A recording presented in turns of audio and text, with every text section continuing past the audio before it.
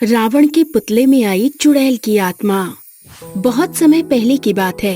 विजयादशमी का दिन आने वाला था, जिसके लिए शहर के सबसे बड़े रामलीला मैदान में रावण, मेघनाद और कुंभकर्ण के विशाल पुतले खड़े किए गए थे। पूरे शहर में खुशी का माहौल था। अविनाश, जो विजयादशमी के आयोजन की जिम्मेदारी संभाल रहा था, वो अपने दोस्त रोहित के साथ तैयारियों में व्यस्त था। तभी अचानक एक बूढ़ी अम्मा बिखरे हुए बाल और अजीबोगरीब कपड़ों में मैदान के पास आकर बोली, सावधान, रुक जाओ। इस बार रावण का पुतला जलाने से पहले सोच लेना, क्योंकि इस पुतले में भयानक शक्ति है जिससे मुकाबला करना नामुमकिन है। अरे दादी, रावण नहीं जलेगा तो दशहरा कैसे मनेगा? बुराई पर अच्छाई की जीत कैसे होगी? और तुम ये इस तरह की बातें करके क्या बताना चाहती हो? तुम्हें क्या लगता है तुम्हारी बातों से हम डर जाएंगे और रावण नहीं जलाएंगे? तुम अभी हंस लो, लेकिन इस रावण में आत्मा कैद है। अविनाश ने उस बूढ़ी अम्मा की बात नजरअंदाज कर दी और तैयारियों में जुट गया। विजयादशमी पर आने वाले संकट का किसी को अंदाजा नहीं था। मैदान में मेला लगा था, लोग खुश होकर खरीदारी कर रहे थे, लेकिन अविनाश की पत्नी सुषमा के मन में अजीब ख्याल आने लगे, जिसे वो बताते हुए कहती है, सुनिए जी, मुझे इस बार बेचैनी हो रही है। कहीं कुछ गलत तो नहीं होने वाला ना हमारे साथ? ना जाने ऐसा लग रहा है कि रावण के पुतले में कोई तो हलचल हो रही है। सुषमा, क्या तुम भी उस दादी की तरह बेवजह की बातें करने लगी हो? तुम्हें कोई गलत फहमी हुई है। वैसे भी विजयदशमी आने में सिर्फ 2 दिन बाकी है और मेरे पास तुम्हारी बातें सुनने का बिल्कुल भी समय नहीं है। मुझे उस दादी से मिलना चाहिए, हो सकता है वो सही कह रही हो। सुषमा को सोचता हुआ छोड़कर अविनाश वहाँ से चला जाता है और रावण के पुतले के पास आकर उसे ध्यान से देखने लगता है, जहाँ उसे पुतला बाईं करवट पर लेटे हुए दिखाई देता है। लेकिन तभी रोहित आकर कहता है, अरे अविनाश, तुम यहाँ क्या कर रहे हो? हमें लाइट और साउंड चेक करवाने का काम अभी पूरा करना है। चलो जल्दी करो। आखिर कितनी बार इस रावण के पुतले को देखने आओगे? हाँ, आ रहा हूँ। बस जांच कर रहा था ताकि कोई दिक्कत ना हो। तुम चिंता मत करो अविनाश, सब अच्छा होगा। अविनाश ने पुतले की ओर ध्यान देना छोड़ दिया और रोहित के साथ चला गया, लेकिन उसकी नजरें बार बार पुतले की ओर उठ रही थी। उस रात सुषमा चुपके से घर से बाहर निकली और उस बूढ़ी अम्मा को खोजने मैदान के पास पहुंच गई। तभी अचानक, मुझे ढूंढ रही हो बेटी? हमारे पास वक्त कम है। तुम्हारे पति को रावण का दहन करवाने से रोकना होगा। आपने जो कहा वो सच है। वैसे मुझे एहसास हुआ रावण के पुतले को देखकर, परंतु मैं समझ नहीं पा रही। विश्वास करना होगा, क्योंकि 2 साल पहले से उस पुतले में उर्मिला चुड़ैल की आत्मा है। क्योंकि उस समय लोग उसे जलाने में असफल हो गए, लेकिन इसकी शक्ति को खत्म नहीं कर सके। दशहरे के दिन जब रावण का दहन होगा, ये आत्मा फिर से आजाद हो जाएगी और आतंक मचाएगी। बूढ़ी अम्मा की बात सुनकर सुषमा को पसीना आने लगा और वो मन ही मन में डरने लगी। तभी उसने फिर से सवाल करते हुए कहा, अम्मा, ये सब कैसे रोका जा सकता है? वरना बहुत बड़ा अनर्थ हो जाएगा। रावण का पुतला मत जलने दो। अगर तुमने ऐसा करने दिया तो उस आत्मा को कोई नहीं रोक पाएगा। तय तुम्हें करना है।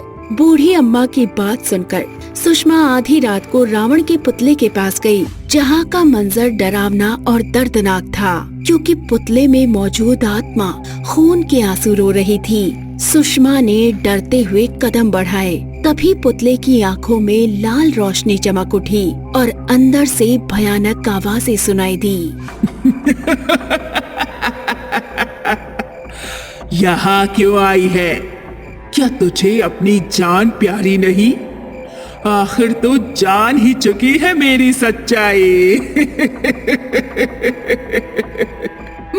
मैं तुम्हें रोकने आई हूँ। तुम हमें नुकसान नहीं पहुँचा सकती। हमें छोड़ दो। तू मुझे रोकने की बात कर रही है? क्या सच में रोक पाएगी मुझे? मैं दशहरे के दिन आजाद हो जाऊंगी। चली जा यहाँ से। वरना मैं तुझे समय से पहले ही मार डालूंगी।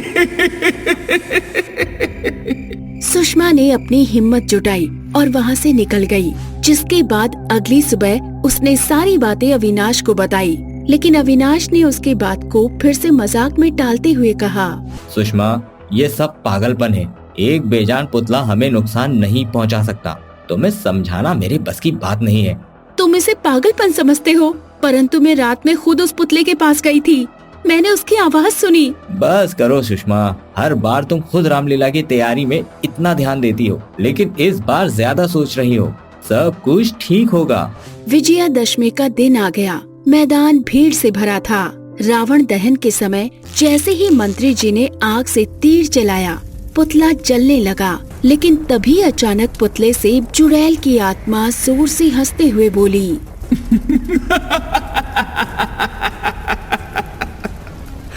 मैंने कहा था मुझे रोकना नामुमकिन है। अब मेरा समय आ गया है। मैं इस कैद से आजाद हो जाऊंगी और तुम सबकी बर्बादी का कारण बनूंगी। अविनाश ने सुषमा की बातों को याद किया और घबराते हुए अपने दोस्त रोहित से कहा, रोहित, मुझे लगता है कि सुषमा सही कह रही थी। हमें कुछ करना होगा। क्या तुम्हें पता था चुड़ैल के बारे में? अविनाश, सबकी जान खतरे में है और इसके जिम्मेदार तुम हो। मैंने आपसे कहा था ना कि ये रावण का पुतला साधारण नहीं है।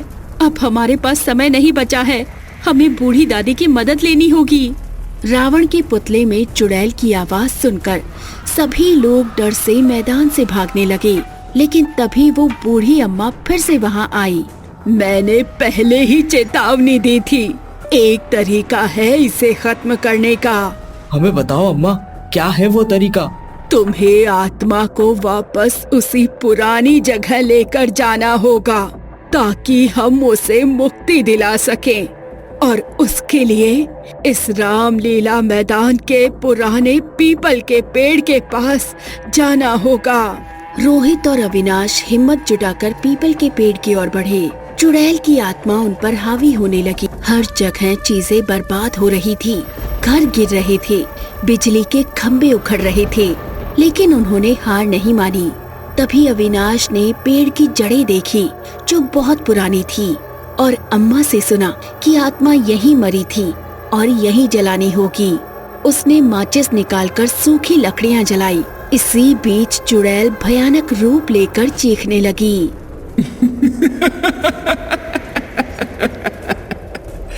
क्या सच में ये आग मुझे रोक लेगी? मैं सदियों से इस दिन का इंतजार कर रही थी। अब मुझे कोई नहीं रोक सकता। आजाद हो गई हूं मैं हमेशा के लिए। मत भूलो कि आज विजयादशमी है और आज ही रावण का अंत हुआ था, क्योंकि उसके पाप अधिक बढ़ गए थे। रावण का दहन होने से ही तो मुझे आजादी मिल गई है। आखिर उसके पुतले में ही तो मेरी आत्मा कैद थी। मुझे कोई नहीं रोक सकता। सुषमा के समझाने के बाद भी चुड़ैल की आत्मा ने अविनाश और रोहित पर जोरदार हमला कर दिया। तभी मौके का फायदा उठाकर सुषमा ने पीपल को जला दिया, जिससे चुड़ैल की आत्मा कमजोर हो गई। तभी बूढ़ी अम्मा ने कहा, दुष्ट आत्मा, मोक्ष पाने के लिए तेरी अधूरी इच्छा क्या है? हमें बता ताकि हम तुझे मुक्ति दिला सकें। इच्छा? मेरा जीवन मुझ पर लगे झूठे आरोपों के कारण छीन लिया गया। मुझे बिना न्याय के जलाने की कोशिश की। मैं निर्दोष थी, लेकिन मेरी सच्चाई समझने की कोशिश किसी ने नहीं की। मैं विजयादशमी के दिन अपने परिवार के साथ रामलीला देखने आई थी। यहाँ के एक मशहूर जमींदार ने मुझे गलत नजरों से देखा। मैंने उसका विरोध किया, लेकिन उसने मुझ पर झूठा आरोप लगाकर मुझे सबके सामने बदनाम कर दिया। मुझे पीपल के पेड़ के पास घसीट कर ले जाया गया और मेरे पिता को जिंदा जला दिया। मेरी माँ को भी मार दिया। ताकि सच्चाई सामने ना आ सके। अब मैं किसी को नहीं छोड़ूंगी। तुम्हें न्याय मिलेगा, लेकिन अपनी ताकत से मासूम लोगों को तकलीफ देना गलत है। अगर तुम मुक्त होना चाहती हो तो अपनी नफरत और दर्द को इस आग में छोड़ दो। मैं अपनी सभी शक्तियां इस आग में छोड़ने के लिए तैयार हूँ, लेकिन याद रखना, अब किसी पर कभी ऐसा अन्याय ना हो, वरना मैं वापस जरूर आऊंगी। चुड़ैल की आत्मा बिना किसी को नुकसान पहुंचाए धुएं के साथ आग में समा गई और अचानक से एक आखिरी चीख के साथ चुड़ैल की आत्मा गायब हो गई और सब कुछ शांत हो गया। तभी बूढ़ी अम्मा ने कहा, आखिर मिल गई चुड़ैल की आत्मा को मुक्ति। अब वो कभी वापस नहीं आएगी। याद रखो, बुराई को खत्म करने के लिए अच्छाई को अपनी ताकत दिखानी ही पड़ती है, परंतु समझदारी और साहस दोनों का होना चाहिए।